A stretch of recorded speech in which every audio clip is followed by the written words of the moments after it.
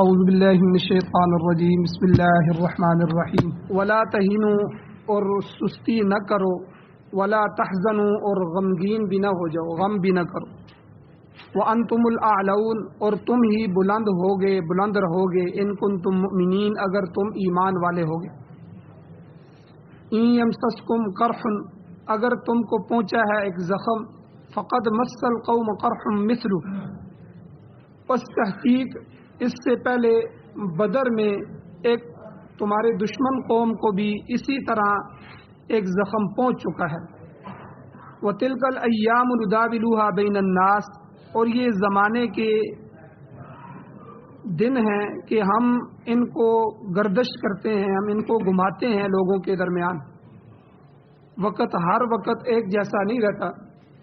وَلِيَعْلَمَ اللَّهُ الَّذِينَ اور اس میں بھی بہت سی حکمتیں ہیں۔ پہلی حکمت یہ ہے تاکہ اللہ تعالیٰ ممتاز کر دے، ظاہر کر دے ان لوگوں کو جو ایمان لائے، کون ایمان والا ہے کون منافق۔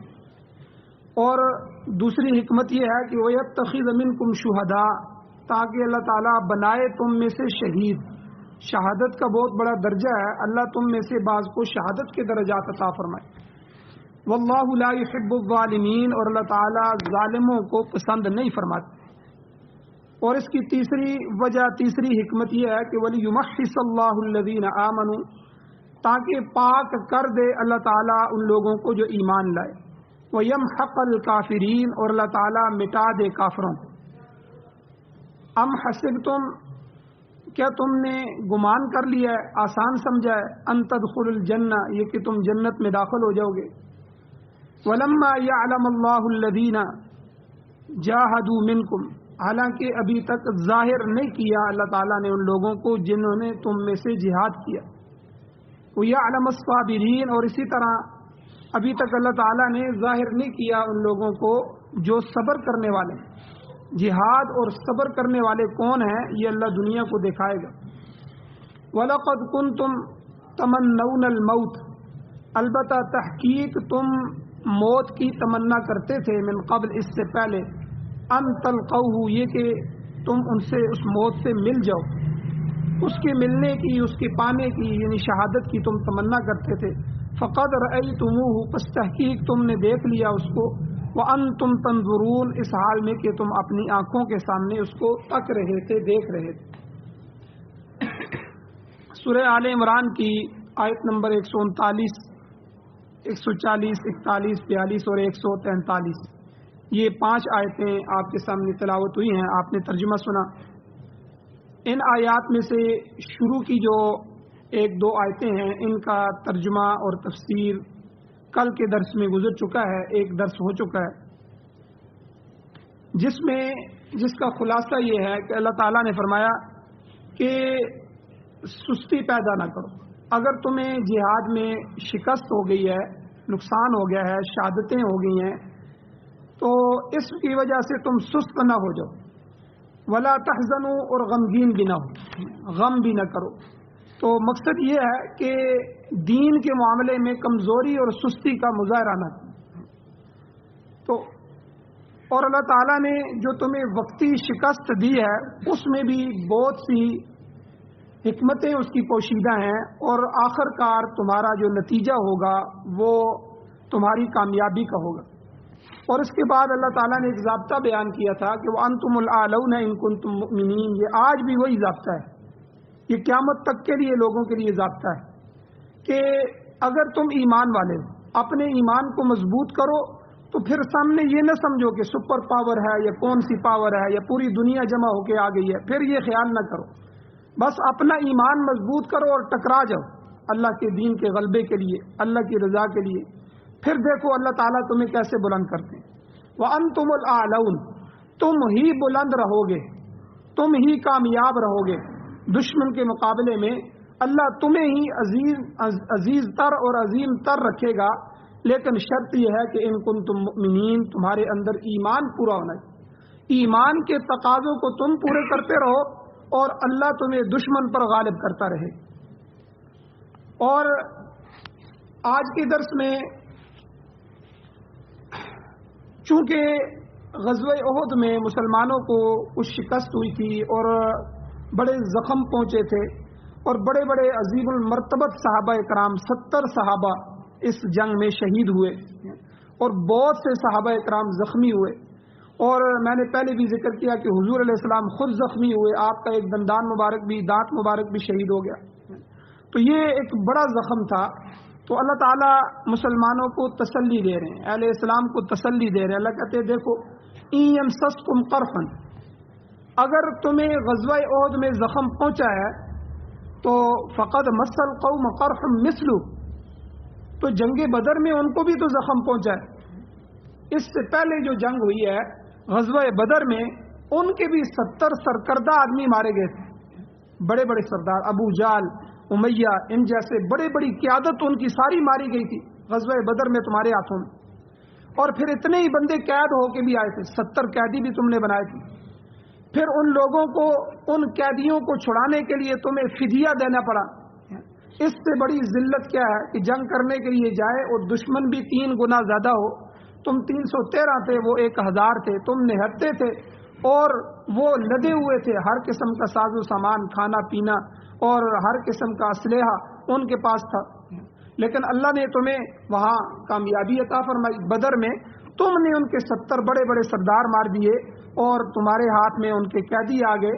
تو پھر ان قیدیوں کو چھڑانے کے لیے تمہارا یہ فیصلہ ہوا کہ جو فدیہ دے گا اس قیدی کو چھوڑ دیا جائے گا. پھر انہوں نے وہاں اس شکست خوردہ دشمن نے، کسی لشکر نے جا کر وہاں فدیہ جمع کیا اور آ کر فدیہ دے کر انہوں نے اپنے قیدیوں کو چھڑایا. اس سے بڑی ذلت ان کے لیے کیا تھی؟ تو یاد رکھو انسان کبھی ایک حالت پر قائم نہیں رہتے.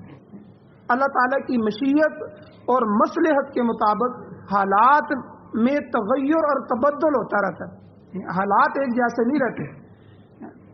بخاری شریف میں آتا ہے کہ حضرت عبداللہ ابن عباس رضی اللہ تعالی عنہما سے روایت ہے کہ جس وقت بعد میں حضور علیہ الصلوۃ والسلام نے خط لکھے بادشاہوں کو، تو ایک خط روم کے بادشاہ ہرقل کو بھی لکھا. یہ روم اور فارس اس وقت کی بڑی طاقتیں تھیں، سپر پاور. جس طرح آج امریکہ اور برطانیہ اور فرانس وغیرہ یہ بڑی طاقتیں ہیں، تو اس طرح کی بڑی طاقتیں تھیں. تو ان کے جو بادشاہ تھا روم کا، لیکن یہ عیسائی تھے، یہ اپنے مذہب میں آخری نبی کا انتظار کر رہے تھے. یہودی اور عیسائی دونوں، ان کی کتابوں میں لکھا تھا اور وہ اس کے منتظر تھے کہ اب نبی آخر الزمان آنے والا ہے، ہم ان پر ایمان لائیں گے. تو انہی حالات میں یہودیوں کو تو پتا تھا، وہ مدینہ میں رہتے تھے، ان کے سامنے سارے حالات تھے. لیکن عیسائی دور تھے، ان کو پتہ نہیں تھا، معاملات سارے کے سارے ان کے سامنے نہیں تھے. اب یہ جب روم کے بادشاہ کو، ہرقل کو، یہ عیسائی بادشاہ تھا، اس کو جب حضور کا خط پہنچا کہ بھائی میں اللہ کا نبی ہوں اور میں تمہاری ہدایت کے لیے بھیجا گیا ہوں، میری بات کو مان لو، اللہ تمہیں دونوں جہانوں میں کامیاب کریں گے. اب جب حضور کا خط پہنچا تو اس نے اپنے دربار میں اپنے وزیروں کو کہا کہ بھائی عربوں کا کوئی قافلہ روم میں تجارت کے لیے آیا ہوا ہے، اگر آیا ہوا ہے تو ان کو لے آؤ.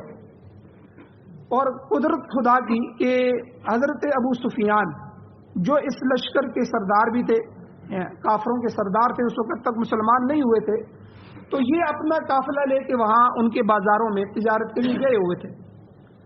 اب یعنی اس وقت کی تجارت انتہائی مشکل تجارت ہوتی تھی. یہاں سے شام، یمن اور روم، کہاں کہاں لوگ اونٹوں پر اور کئی مہینے لگ جاتے تھے. وہ اپنا سامان رستے میں بیچتے بیچتے جاتے، جو ہے وہاں سے یہاں سے پشاور کوئی چیز لے گئی، وہاں پشاور والی قیمتی چیز آگے لے گئی، آگے والی چیز آگے لے گئے. اس طرح بیچتے بیچتے جاتے تھے. اور کوئی قیمتی چیزیں ہوتی تھی جو روم کے اندر نہیں ہوتی تھیں، عرب کے اندر ہوتی تھیں، وہ چیزیں وہاں جا کے کئی گنا زیادہ قیمت پر پھر بیچتے تھے. تو یہ ایک لمبا سفر ہوتا تھا قافلوں کا. پھر وہاں سے وہ قیمتی چیزیں جو عرب میں نہیں ہوتی تھی وہ خرید کر لاتے تھے، پھر یہاں عرب میں وہ بیچتے تھے، آتے آتے بیچتے تھے. اونٹ لدے ہوتے تھے، بڑے بڑے قافلے ہوتے تھے. تو یہ ابو سفیان جو تھے یہ وہاں قافلہ لے کے گئے ہوئے تھے. تو وزراء نے ان کو پکڑ لیا، ان کو کہا جی بھائی آپ بادشاہ کے سامنے پیش ہو. انہوں نے کچھ سوال جواب کرنے. تو بخاری شریف میں ایک لمبی روایت ہے کہ بادشاہ نے بہت سے سوال پوچھے. تو ان میں سے ایک سوال یہ بھی پوچھا جو آج کی آیت کے متعلق ہے کہ جب ہرقل نے ابو سفیان ان سے پوچھا کہ بتاؤ تمہارے اور مسلمانوں کے درمیان معاملات کیسے رہتے ہیں؟ ان کے ساتھ کبھی تمہاری مٹھ بھیڑ ہوئی ہے، کبھی جنگ ہوئی ہے؟ تو اور اس کا نتیجہ کیا نکلا؟ اور اس وقت تک یہ 2 جنگیں ہو چکی تھیں، غزوہ بدر اور غزوہ احد۔ غزوہ بدر میں مسلمان فاتح تھے، اور غزوہ احد میں آخر میں ایک چھوٹی سی غلطی کی وجہ سے جو ہے وہ شکست میں بدل گئی، مسلمانوں کو عارضی شکست ہو گئی۔ اب یہ 2 جنگیں تھیں، تو ابو سفیان سے جب انہوں نے یہ سوال کیا کہ بھئی بتاؤ مسلمانوں سے، یہ جو آپ نے آپ کو نبی کہتے ہیں، ان سے تمہاری کوئی لڑائی ہوئی ہے اور اس کا نتیجہ کیا نکلا؟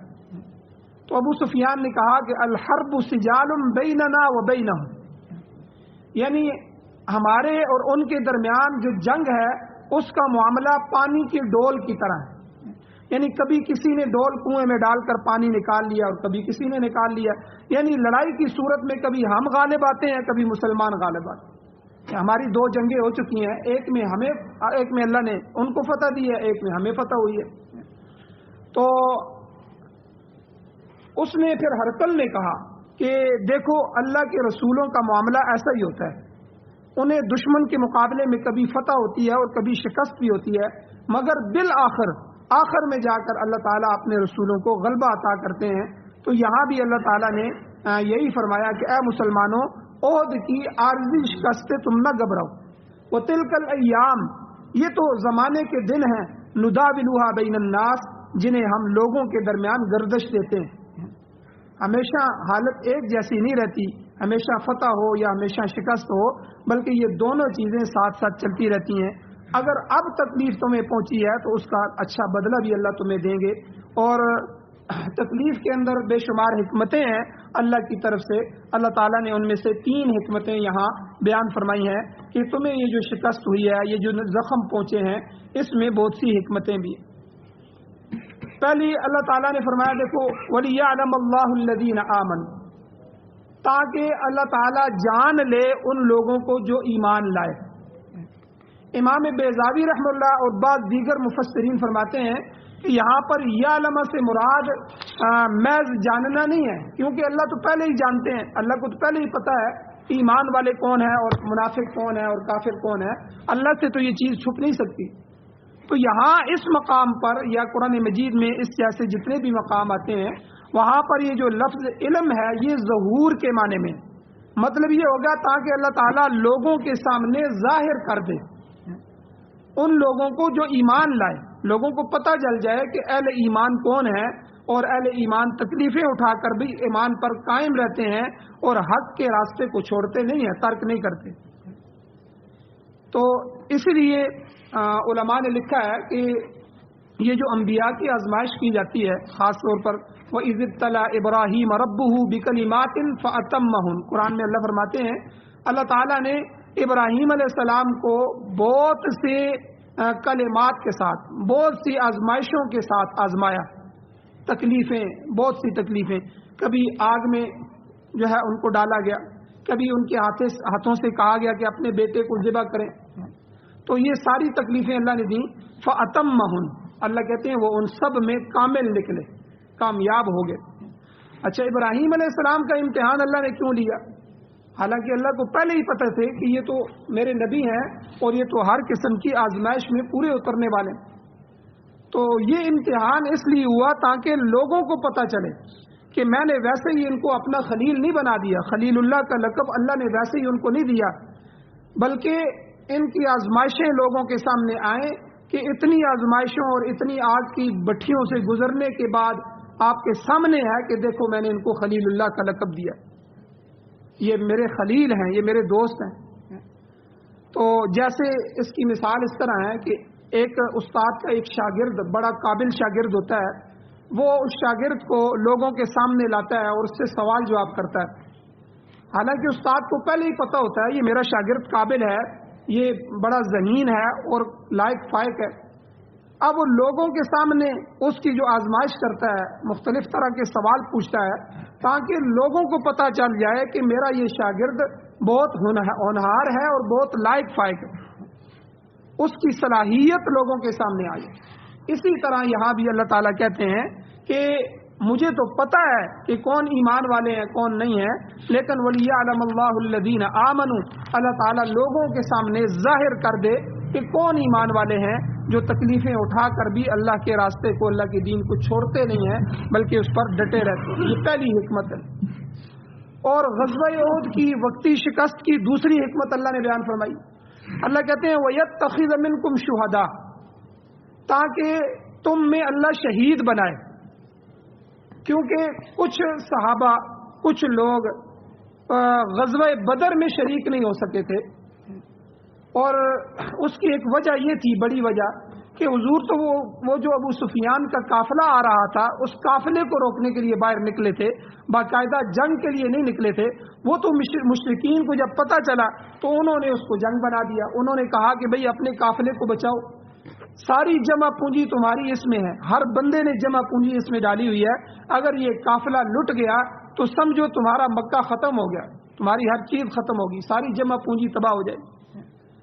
تو اب ہر بندہ ساتھ نہیں تھا، اس لیے جو غزوہ بدر میں رہ گئے تھے ان کی انتہائی خواہش تھی کہ اللہ تعالیٰ انہیں راہ حق میں جہاد کی سعادت نصیب کرے، اور وہ بھی اپنی جان آفرین کے سپرد کر کے مرتبہ شہادت پر فائز ہو جائیں، انہیں بھی شہادت نصیب ہو جائے۔ چنانچہ اللہ تعالیٰ کہتے ہیں یہ دوسری وجہ اس لیے ہوئی کہ ان کی اس خواہش کی تکمیل کے لیے اللہ تعالیٰ نے انہیں شہادت بھی عطا فرمائی۔ یہ بھی سراسر نفع کا سودا ہے، یہ نقصان کا سودا نہیں۔ یاد رکھیں شہادت بہت بڑا درجہ ہے، یہ ہر آدمی کو نصیب نہیں ہوتا کہ وہ شہید ہو جائے اللہ کے راستے میں، اللہ کے دین کے غلبے کے لیے۔ تو حضور علیہ الصلوۃ والسلام میں حدیث میں آتا ہے کہ حضور نے 3 دفعہ یہ دعا فرمائی، اے اللہ کہ مجھے یہ پسند ہے کہ میں تیرے راستے میں شہید کیا جاؤں، پھر زندہ کیا جاؤں، پھر شہید کیا جاؤں، پھر زندہ کیا جاؤں، پھر شہید کیا جاؤں۔ تو یعنی اتنی مرتبہ جو ہے میں تیرے راستے میں شہید کیا جاؤں۔ اور ایک حدیث میں آتا ہے جس کا مفہوم ہے کہ کل قیامت کے دن جب اللہ جل شانہ حساب کتاب سے فارغ ہو جائیں گے، حساب کریں گے، جہنمی جہنم میں چلے جائیں گے اور جنتی جنت میں چلے جائیں گے، تو اللہ تعالیٰ جنتیوں کو ایک جگہ جمع فرمائیں گے، تو اللہ ان سے پوچھیں گے اے میرے بندو کسی چیز میں کمی تو نہیں ہوئی، کوئی کسی چیز کی اور ضرورت تو نہیں ہے، تمہاری کوئی اور خواہش ایسی تو نہیں ہے جو باقی ہے؟ تو سارے جنتی کہیں گے اے اللہ آپ نے ہمیں سارا کچھ دے دیا ہے، پوری جنت دے دی ہے، اور اس کے بعد اللہ آپ نے ہمیں اپنی رضا عطا فرما دی ہے، اب ہمیں کیا ضرورت ہے؟ ہمیں تو کوئی ضرورت نہیں۔ لیکن شہید کے بارے میں حضور نے فرمایا، شہید کہے گا کہ اے اللہ مجھے اپنی دنیا میں دوبارہ واپس لوٹائیے تاکہ میں دوبارہ آپ کے جو ہے دین کے غلبے کے لیے آپ کے دشمنوں سے لڑوں، اور وہ مزہ جو آپ نے مجھے شہادت کے وقت دیا تھا وہ مزہ تو جنت میں بھی نہیں ہے، اے اللہ مجھے دوبارہ دنیا میں بھیجا جائے تاکہ میں آپ کے راستے میں لڑوں اور آپ کے لیے جان دیں۔ تو اللہ تعالیٰ کہیں گے کہ یہ تو نہیں ہو سکتا، اب دنیا کا معاملہ ختم ہو چکا ہے، تو لیکن بہرحال یہ شہید کی تمنا ہو، تو آپ اندازہ لگائیں شہادت کتنی بڑی چیز ہے۔ اور حضور علیہ الصلوۃ والسلام نے ایک حدیث میں فرمایا کہ شہید کو شہادت کے وقت صرف اتنی تکلیف ہوتی ہے کہ جس طرح چونٹی کے کاٹنے کی ہوتی ہے، بس اتنی تھوڑی سی تکلیف، اللہ تعالیٰ اس کی تکلیف کو بھی دور کر دیتے ہیں۔ ہمیں نظر آ رہا ہوتا ہے کہ اس کی تکلیف اتنی زیادہ ہے، لیکن اس کو کوئی تکلیف نہیں ہوتی، اللہ شہید کو تکلیف سے بھی بچا دیتے ہیں۔ تو اس لیے اللہ تعالیٰ نے یہاں فرمایا کہ یہ جو غزوہ احد میں تمہارے 70 صحابہ شہید ہوئے ہیں، اس میں بھی حکمت ہے، وَيَتَّخِذَ مِنْكُمْ شُهَدَاءَ، اللہ تم میں سے شہید بنائے۔ تو شہادت نہیں لینی تم نے، تمہاری خواہش بھی تھی، تو پھر گھبراتے کیوں ہو؟ آگے اللہ فرماتے ہیں وَاللَّهُ لَا يُحِبُّ الظَّالِمِينَ، اللہ تعالیٰ ظلم کرنے والوں سے محبت نہیں رکھتا۔ محبوب خدا بننے کے لیے ایمان اور نیکی کی ضرورت ہے، شرک اور کفر کرنے والے اللہ کی نگاہ میں کبھی محبوب نہیں بن سکتے۔ یہ بات اچھی طرح سمجھ لینی چاہیے کہ اگر کسی وقت اہل اسلام کو عارضی شکست ہو جائے، اگر ان پر غیر مسلم غالب آ جائیں، کافر غالب آ جائیں، تو اس کا یہ مطلب نہیں ہوگا کہ مسلمان اللہ کی نگاہ میں گر گیا ہے اور کافر اللہ کے محبوب بن گئے، ایسا ہرگز نہیں۔ تو یہاں اللہ تعالیٰ نے یہی فرمایا کہ واللہ لا يحب الظالمین، کافر ظالم ہے، چاہے ان کو جتنی بھی فتوحات ہو جائیں، لیکن وہ اللہ کا محبوب نہیں بن سکتا۔ اور انسانیت کے تقاضے کے مطابق کمی پیشی ہو سکتی ہے، مسلمان آزمائش میں مبتلا ہو سکتا ہے، مگر خدا کا دشمن کافر اور مشرک اس کا محبوب ہرگز نہیں بن سکتا۔ وقتی طور پر اس دنیا میں کافر خوشحال بھی ہو سکتا ہے، اسے کامیابی بھی ہو سکتی ہے، اسے علماء کی زبان میں استدراج کہتے ہیں۔ استدراج، اچھا تین چیزیں ہوتی ہیں، آپ تین چیزیں ذہن میں رکھیں۔ ایک ہوتا ہے معجزہ، ایک ہوتا ہے کرامت، ایک ہوتا ہے استدراج۔ یہ تین چیزیں ہوتی ہیں۔ معجزہ پیغمبر کے ہاتھ میں ہوتا ہے، اس میں ان تینوں چیزوں میں جو ہے جس کے ہاتھ سے یہ تینوں چیزیں ہو رہی ہیں، معجزہ، کرامت اور استدراج، ان کا اپنا اس میں کوئی عمل دخل نہیں ہوتا۔ فعل اللہ تعالیٰ کا ہوتا ہے، ہاتھ ان کا ہوتا ہے۔ اگر خرق عادت چیز یعنی عام طور پر ایسی کوئی چیز ممکن نہ ہو سکے، وہ ناممکن چیز اگر کسی نبی کے ہاتھ سے ہو جائے اللہ کے حکم سے، تو سمجھ لیں کہ یہ معجزہ ہے پیغمبروں کے ہاتھوں سے۔ جیسے عیسیٰ علیہ السلام کو آپ دیکھیں کہ وہ مٹی کا پرندہ بناتے تھے، پھر اس کو کہتے تھے اللہ کے حکم سے اڑ جا، تو وہ پرندہ بن کے اڑ جاتا تھا، حالانکہ یہ ممکن نہیں ہے، خرق عادت ہے، عام عادت میں یہ چیز کبھی دیکھی نہیں گئی اور ایسا ممکن نہیں ہے۔ ہماری عقل اور ہمارا مشاہدہ اور ہماری دنیا اس کو تسلیم نہیں کرتی۔ اور اسی طرح جو نابینا ہوتا تھا، حالانکہ جو ماں کے پیٹ سے نابینا پیدا ہوتا ہے اس کو کوئی ڈاکٹر دنیا کا اس کی آنکھیں نہیں دے سکتا، تو ایسی نابینے کی آنکھوں پر ہاتھ پھیرتے تھے تو وہ آنکھوں والا ہو جاتا تھا، بینا ہو جاتا تھا۔ اور اسی طرح برس کا مریض، آج تک میڈیکل نے اتنی ترقی کر لی ہے، لیکن یہ جو جسم پہ داغ ہو جاتے ہیں، سفید داغ، اس کو ختم کرنے کے لیے کوئی دوائی، کوئی آپریشن، کوئی چیز ایجاد نہیں ہو سکتی۔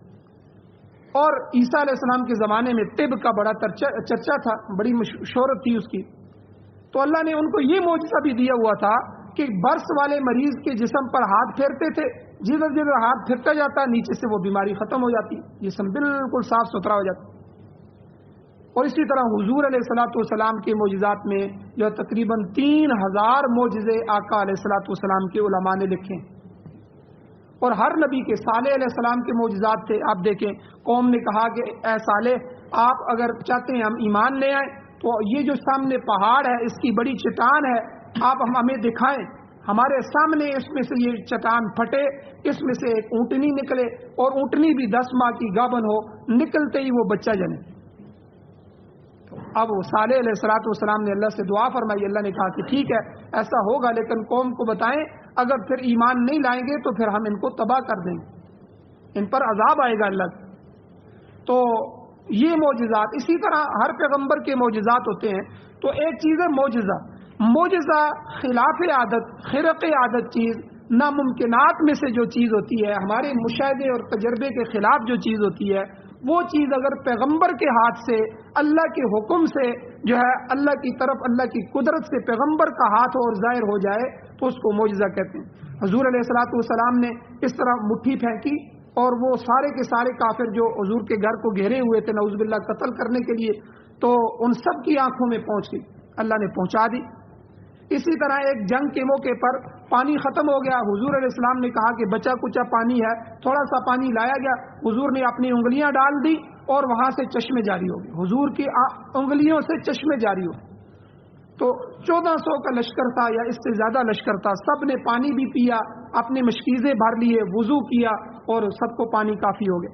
یہ پیغمبر کا معجزہ ہے۔ اسی طرح ایک گو، مری ہوئی گو تھی، تو کافر نے کہا کہ یہ گو اٹھا کے لے کے آ رہا تھا، تو حضور نے اس کو دعوت دی، ایمان کی دعوت دی۔ تو اس نے کہا کہ اگر یہ گو بول جائے، اگر یہ گو کہے تو میں ایمان لے آؤں۔ تو حضور نے اس گو کو مخاطب کیا تو اللہ کے حکم سے وہ گو زندہ ہو گئی اور اس نے کلمہ پڑھا، اشہد ان لا الہ الا اللہ اشہد ان محمد رسول اللہ، کہ میں گواہی دیتی ہوں کہ اللہ کے سوا کوئی معبود نہیں اور محمد صلی اللہ علیہ وسلم آپ اللہ کے رسول ہیں۔ تو یہ سارے کے سارے معجزات پیغمبر کے ہاتھ سے ہوتے ہیں۔ اور دوسری چیز کرامت ہے۔ جب دنیا میں پیغمبروں کا سلسلہ ختم ہو گیا، اب صحابہ، تابعین، تبع تابعین، اولیاء اللہ اور قیامت تک آنے والے نیک لوگ، یہ سارے ولیوں کی لسٹ میں، صحابہ سمیت۔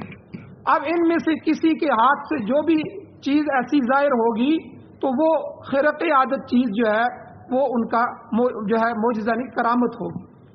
ولی کیا ہے؟ اب دیکھیں حضرت عمر رضی اللہ تعالیٰ عنہ کے دور میں دریائے نیل جو تھا وہ بہتا تھا، اس کے اندر طغیانی آ جاتی تھی، وہ اوپر بڑھ جاتا تھا، اور کبھی ایسا ہوتا کہ وہ خشک ہو جاتا، لوگ بڑے پریشان ہوتے، اور ایک بری رسم تھی وہ ادا کرتے تو تب دریا چلتا۔ وہ بری رسم کیا تھی؟ کواری لڑکی لیتے اور اس کو کا بناؤ سنگار کر کے اس کو دریا کے اس تھوڑے سے پانی میں ڈالتے اور وہ دریا اس کو کھا جاتا، یعنی اس کو تباہ کرتا، پھر جا کے اس کی طغیانی آتی، وہ پانی بلند ہوتا۔ تو انہوں نے حضرت عمر رضی اللہ تعالیٰ عنہ کے پاس جو ہے وہاں کے جو گورنر تھے غالباً عمر بن العاص رضی اللہ تعالیٰ عنہ تھے، ان کو لوگوں نے بتایا کہ اس طرح ہمارے ساتھ مسئلہ بنا ہوا ہے۔ انہوں نے حضرت عمر رضی اللہ تعالیٰ عنہ کو پیغام بھیجا، حضرت عمر نے خط لکھا، بھئی یہ خط میرا دریا میں ڈال دو بس۔ اب وہ خط حضرت عمر رضی اللہ تعالیٰ عنہ کا دریا میں ڈال دیا گیا، آج تک دریائے نیل کا پانی کم نہیں ہوا۔ تو یہ ان کی کرامت تھی۔ اسی طرح صحابہ کی بے شمار کرامات ہیں، وقت نہیں ہے تو دریا نے پیالہ آگے لے لیا، دریا میں سے گھوڑے گزار رہے تھے تو پیالہ گر گیا ایک صحابی کو، تو صحابی نے اس پیالے کو دریا کو مخاطب کیا کہ یہ پیالہ واپس کرو، تو اب پیالہ جو آگے چلا جائے وہ پانی پیچھے تو نہیں آتا۔